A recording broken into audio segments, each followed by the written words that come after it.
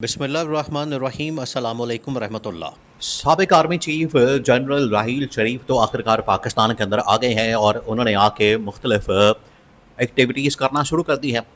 उन्होंने सबसे पहले एक तकरीब से खिताब किया, उसके बाद उनकी मुलाकातें और उनकी जो मुलाकातों का शेड्यूल है उसको बहुत ही खुफिया रखा जा रहा है, उसको बहुत ही सीक्रेट रखा जा रहा है और किसी को कानों कान खबर नहीं हो रही कि क्या मामला चल रहा है। किसी को इस बारे में इन्फॉर्म नहीं किया जा रहा, किसी को इस बारे में आगाह नहीं किया जा रहा कि उनकी आखिरकार जो मुलाकातें हो रही हैं, उनकी जो मीटिंग्स हो रही हैं, उनके अंदर क्या डिस्कस हो रहा है, कौन से मामला डिस्कस किए जा रहे हैं, किसी को कानो कान खबर नहीं हो रही। लेकिन ये जो मामला है, इसमें जो जो खबर सामने आई है वो बड़ी हैरान कर देने वाली, रोंगटे खड़े कर देने वाली खबर सामने आई है और उसने सबको हिला के रख दिया। जनरल राहील शरीफ आपको पता है एक मिशन के ऊपर आए हैं। ये पाकिस्तान के अंदर ऐसे नहीं आए। पाकिस्तान के अंदर जो इनकी एंट्री हुई है, पाकिस्तान के अंदर ये जो आए हैं, ये बग़ैर किसी वजह के, बग़ैर किसी मकसद के नहीं आए, बल्कि बाकायदा एक मकसद के तहत, एक प्लान के तहत ये पाकिस्तान के अंदर आए हैं। और पाकिस्तान में आके इन्होंने बहुत अहम तरीन मुलाकातें शुरू कर दी हैं। इनकी जो पहली मुलाकात हुई है, इन्होंने खैर दोस्तों के साथ, बाकी लोगों के साथ और आने जाने वाले लोगों के साथ मुलाकात की है और इस मुलाकात के अंदर उन्होंने बड़ा क्लियर कट अंदाज में जो पाकिस्तान के मामलात हैं उनके ऊपर बात कर दी, उसको हाईलाइट किया और उसमें उन्होंने बहुत ही, आप समझें कि बिटवीन द लाइंस पैगाम कन्वे किया। बिटवीन द लाइंस कि आप उसको रीड कर लें, आप उसको समझ जाएं, आप उसको अंडरस्टैंड कर लें कि बिटवीन द लाइंस क्या पैगाम दिया जा रहा है। उसमें ना सिर्फ मौजूदा इस वक्त जो गवर्नमेंट है उसको पैगाम दिया गया, बल्कि इस्टेब्लिशमेंट को पैगाम दिया गया। अब उसके बाद उनकी मुलाकातें GHQ के अंदर, इस्टेब्लिशमेंट के अंदर उनकी मुलाकातें, देखिए उनका पुराना ताल्लुक है। एक तो वो सऊदी अरब के अंदर मौजूद हैं, इत्तेहादी फ़ोर्स के सरबराह हैं, इस वजह से उनको वहाँ पर जाना पड़ा। अदरवाइज़ वो पाकिस्तान के अंदर रहते हैं। पाकिस्तान के अंदर फिर ज़ाहिर बात है उनकी जो मुलाकातें, मेल मिलाप, जिस तरह से बाकी जो इस्टेब्लिशमेंट के बाकी लोग हैं, जर्नैल हैं, अशफाक परवेज़ कियानी और बाकी जिस तरह से टॉप मिलिट्री कमांड होती है, कोर कमांडर्स लेवल के, DG ISI लेवल के, उनकी जो मुलाकातें होती हैं वो ज़ाहिर बात है फिर इनका हर रोज़ मिलना जुलना, इंटरेक्शन, वो तमाम चीज़ें होती हैं। अब क्योंकि जनरल राहील शरीफ सऊदी अरब के अंदर होते हैं, इत्तेहादी जो फोर्स है इस्लामी उसकी कमांड करते हैं, इस वजह से इनका आना जाना पाकिस्तान के अंदर बड़ा कम होता है। अब क्योंकि वो आए हैं, इनकी मुलाकातें हुई हैं, इन्होंने आके मीटिंग्स की हैं और इन्होंने आके जो मुलाकातें की हैं, इन्होंने आके जो मीटिंग्स की हैं, उसके अंदर इन्होंने इस्टेब्लिशमेंट को पैगाम भेजा। इस्टेब्लिशमेंट को इन लोगों ने कन्वे किया कि हम किस तरीके से ये मुलाकातें इमरान खान और जो गवर्नमेंट की तब्दीली, पाकिस्तान के हालात व वाक़यात के मुतालिक कर सकते हैं। तो एजेंडा बड़ा क्लियर है जो उनके पास है। सबसे पहले तो जो उनकी मुलाकातें हुई हैं वो हुई हैं जनरल आसम के साथ, फील्ड मार्शल के साथ, और उसके अंदर फील्ड मार्शल की जानिब से जनरल राहील शरीफ को एक अहम तरीन टास्क दिया गया, बहुत अहम तरीन टास्क।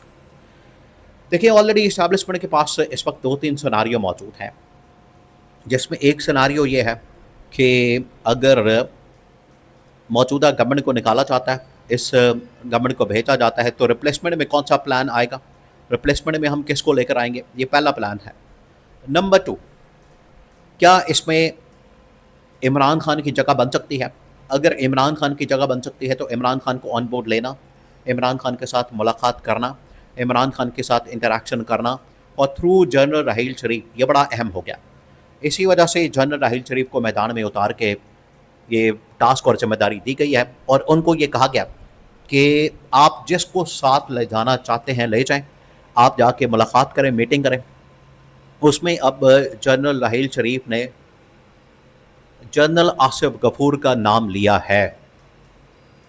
उनकी जानिब से कहा गया है कि मैं बिल्कुल अडियाला में जाके इमरान खान से मुलाकात करना चाहता हूँ, मैं उनसे इंटरेक्शन करना चाहता हूँ और अगर ये मेरी मुलाकात करवाई जाती है तो उसमें मैं इमरान खान के साथ जो मुलाकात है उसके अंदर ना सिर्फ इस्टेब्लिशमेंट का पैगाम, पैचअप का पैगाम, ये भी पहुँचा दूँगा।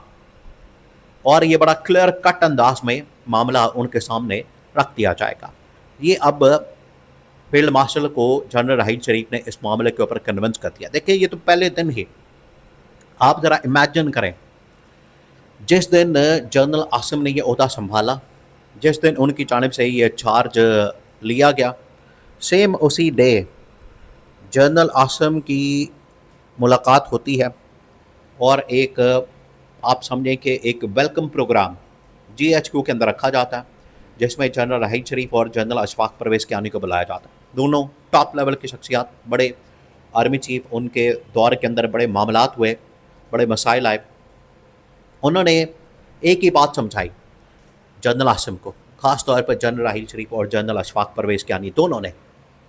बाकी आपको पता है वहाँ पर पूरी मिलिट्री कमांड थी और उन्होंने जो मुलाकात की उसके अंदर पैगाम दिया, लेकिन दोनों ने जनरल आसिम को एक ही पैगाम दिया कि अगर आप इस मामले में ये इस्टेब्लिशमेंट के साथ और गवर्नमेंट के साथ अपना ताल्लुक़, रिलेशन अपोजिशन के साथ, इमरान खान के साथ ठीक रखना चाहते हैं और उसको ठीक रखते हैं, तो उसके नतीजे में ही आखिरकार मुल्क आगे बढ़ सकता है।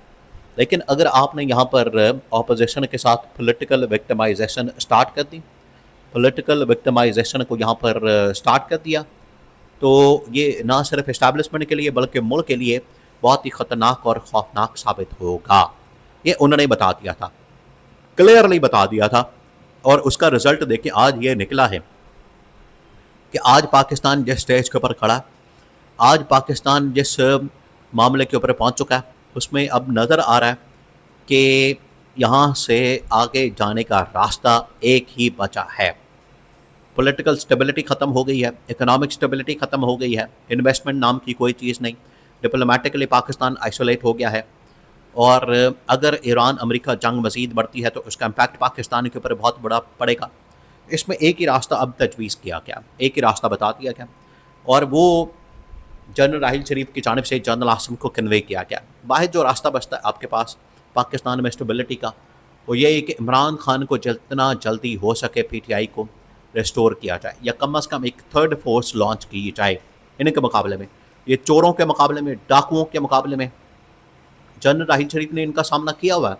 देखिए जनरल राहील शरीफ वो वाहिद शख्सियत है जिन्होंने डॉन लीग्स का सामना किया, और नवाज शरीफ की गवर्नमेंट, सिटिंग गवर्नमेंट, ये अपने आर्मी चीफ जनरल राहील शरीफ के ऊपर इन्होंने क्या किया, हमला कर दिया डॉन लीग्स की शक्ल में, लॉबिंग की, हमला किया, आर्टिकल्स लिख के, और इस्टेब्लिशमेंट को, जनरल राहील शरीफ को, उस वक्त की आर्मी चीफ को इन लोगों ने बिल्कुल साइडलाइन करने की कोशिश की। तो इनको पता है इनके नेचर क्या। तो जनरल आसिम को ये मशवरा कि अडयाला जेल जाने के लिए तैयार हूँ मैं, मुझे सिर्फ अपने साथ जनरल आसिफ गफूर को ले जाने की इजाज़त दी जाए।